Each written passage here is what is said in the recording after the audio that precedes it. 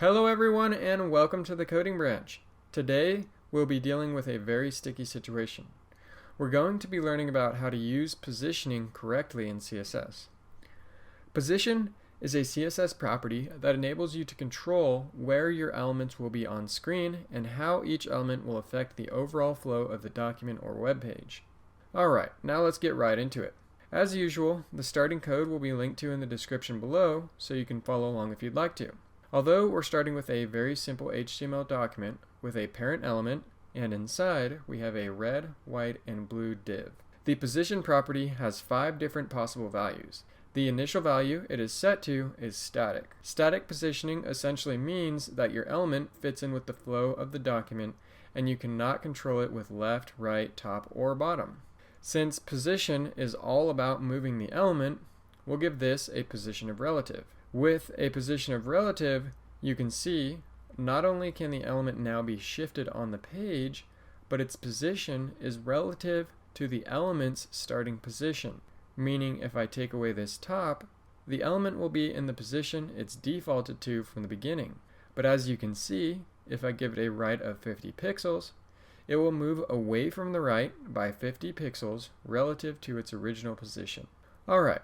Now let's get into the next positioning, and that is absolute. Let's give red a position of absolute and see what happens. As you can see, it damn near took red out of the document, and that's what happens. The element will only take up as much space as the content within the div, which is the word red in this example. But in the case of absolute, you can change the position of the element relative to not itself, but the entire web page.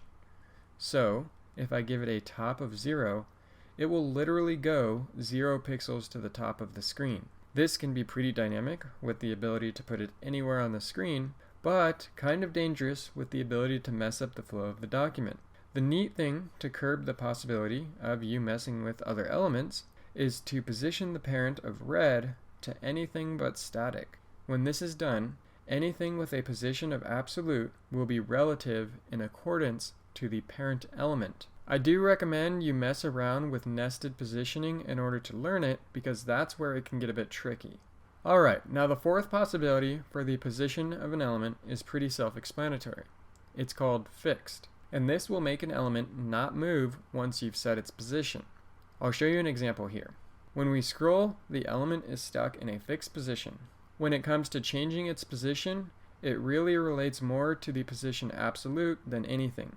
The position is set relative to the page. This type of positioning is often used for a nav bar where content will always be visible at the top of the screen. Last but not least, you have position of sticky. This, in my opinion, is the most underrated positioning, and maybe that's just because I don't see it being used that often. But if you give an element this positioning, when you scroll, it becomes stuck, similar to a fixed position. But the main difference is when you use it alongside setting the left, right, top, or bottom, with sticky, the element is positioned relative to itself, which allows for a nice mix of position relative and position fixed. Overall, all of these positions can be used to leverage a unique positioning, but to be honest, I find myself using position of relative most because if you write your HTML in the proper order, the elements are already in a neat flow that makes sense. So more times than not, when I use position absolute, it just gets me in trouble. But those are just my experiences. If you have a different way of using these positions in a cool manner, let me know in the comments down below. If you enjoy this type of shorthanded content, leave a like and don't forget to subscribe on your way out.